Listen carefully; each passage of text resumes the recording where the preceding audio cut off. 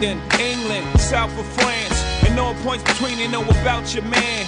Konnichiwa, ladies, when I'm out in Japan. I'm a Tokyo giant like Ichiro, I am. Welcome to another edition of the Lifestyle Design Confessions podcast. We're here to help inspire you to go for it and live the lifestyle design of your dreams. Here's Rob. Welcome to another edition of the Lifestyle Design Confessions podcast. I'm Rob Murgatroyd of GetJetSetMoney.com, and today we have Corbett Barr on the line of FreePursuits.com. Corbett splits his time between San Francisco and the sunny beaches of Mexico. Corbett is a former corporate ladder climber turned lifestyle designer. And today we're going to talk about what living lifestyle design means for him. So without further ado, Corbett, are you there? Yeah. Hey, Rob. How's it going? Good. Sorry, I'm just having a little trouble speaking today. I don't know what I think I'm just jacked on coffee or something. Sorry. No problem. Okay. So Corbett, just by way of background, could you tell us why you went from the corporate world to living the life you want and living part-time on the sunny beaches of Mexico? Yeah, sure. Definitely. I spent quite a bit of time, maybe close to a decade, working in sort of the traditional corporate world, helping out Fortune 500 companies and so forth. And there was always sort of this voice in the back of my head. I think even maybe as a teen, there was the idea that I would be an entrepreneur at some point. And I just could never really shake that voice in the back of my head. And at some point I decided to jump in and give it a try. And once I got a feel for the freedom that being an entrepreneur can bring and the excitement of creating something for yourself and the fulfillment that you get from having so much direct influence over your income and over what's going on. Once I got a taste for that, there was no question that I wanted to make it work, no matter how much time or effort it took. And it does take quite a bit of time and effort, but I've had a really good time doing it. So, what does the name of your blog, FreePursuits.com, mean? Well, I started Free Pursuits because we took a sabbatical in Mexico a couple of years ago. And we met a lot of people down there who were living really interesting, unconventional lives. And I started the blog really to sort of chronicle that trip and to tell people about these interesting folks that we met. And to me, the ultimate freedom is really the freedom to make decisions for yourself, to have options, and to be able to pursue whatever it is that you're interested in. And I think that, the logical conclusion is that takes either unlimited funds or some sort of a flexible career that can provide the income you need and the time and the location independence that you need to pursue whatever it is that you're interested in. And so that's really what Free Pursuits means to me.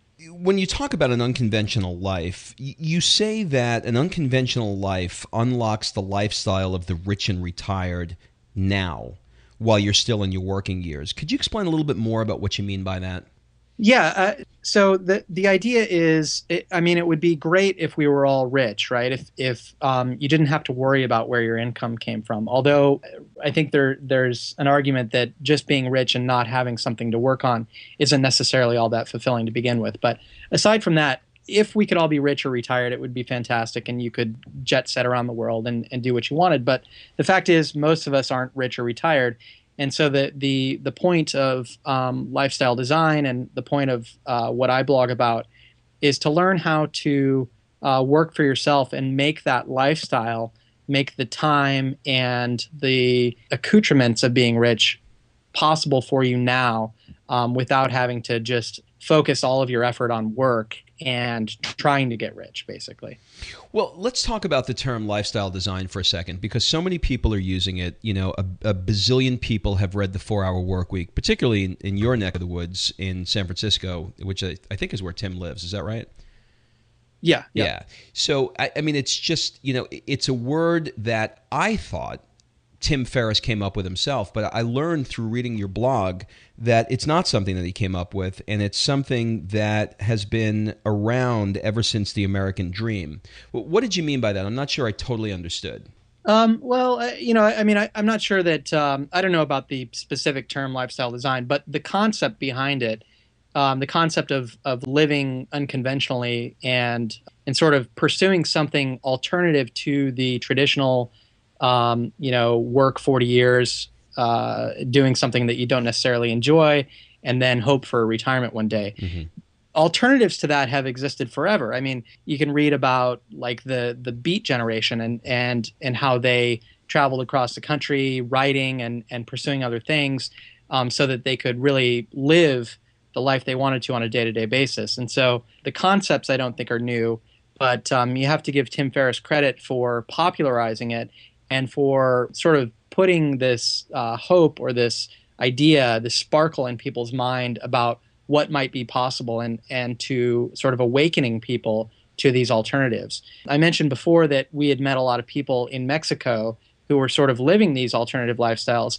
And the fact is, none of them had heard of the 4-Hour Workweek or read it, but they were living basically what Tim is talking about, the ability to travel, to live as if you're wealthy without really being wealthy, just engineering some sort of flexible career for yourself that allows you to do those things. And that's really what I started the blog about. And I actually didn't find out about the 4-Hour Workweek for a couple of months after that until someone mentioned the term lifestyle design to me. And it really just cemented everything that I was hoping to learn about. So, but it seemed to me that you sort of found his concept to be a little bit radical, or maybe you didn't find it radical. I think that what you were trying to say was lifestyle design doesn't have to be radical in sort of the way that the book talks about. What do you mean by that? Well, I mean, I think that at its core, really, it just means living purposefully, right? It's about questioning the structures that society has created and that sort of expects everyone to fit into, questioning whether or not you fit into those normal structures and whether or not you should be doing something to consciously create the lifestyle you want for yourself. Mm-hmm. And the sort of the radical part, I guess, or the extreme aspects of that are the things that Tim Ferriss talks about in terms of like geo arbitrage and moving where the money is cheaper and traveling around the world. I think a lot of people can benefit from just the concept of living consciously and designing your life, but that doesn't necessarily mean traveling the world. It can also mean just working for yourself and not having to work so much so that you can spend time with your friends and family or pursuing other things that you want to. So it's really up to your individual definition. Okay, so let's talk about you specifically. Could you describe what your personal lifestyle design means,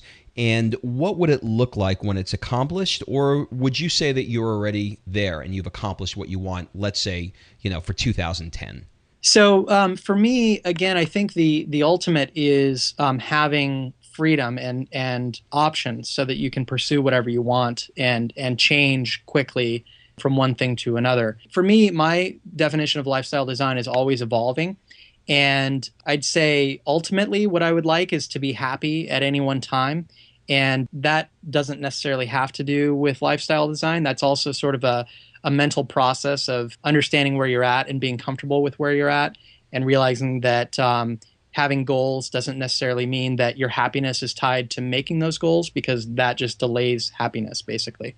But aside from that, I mean, I would say that I have achieved a lot of the things that I set out for myself about 18 months ago with regards to lifestyle design, because I was at a crossroads and trying to decide if I wanted to go into the traditional startup world where you raise venture capital and take on investors and have employees and advisors and a board of directors and all that sort of thing, which I had done before. And the question was, do I want to do that again and basically take a shot at getting wealthy, sort of a low probability shot or a moderate probability shot? Or do I want to do something that I can build over time that gives me more freedom now, whether or not it makes me wealthy? And because of the sabbatical I took in Mexico and the introspection that I did and the people that we met, I decided on the latter. And to get there, I started blogging and have built an income around blogging and affiliate marketing and so forth, and have come to the point now where I'm self-sufficient and I'm actually supporting those things that we want to do, and we're able to travel around and basically live from anywhere in the world that we choose. Okay, don't go anywhere. Hang on just one sec, and we'll be right back. If you want to learn how Rob and Kim leverage technology to create the income, time, and freedom to regularly travel from one jet-set destination to the other using their proven system, you can claim your risk-free trial membership to Jet Set Money by going to getjetsetmoney.com. Here's Rob. You know, you had alluded to something that I think a lot of guys struggle with, which is, you know, they create a list of goals of what they want to accomplish for the year. And, you know, they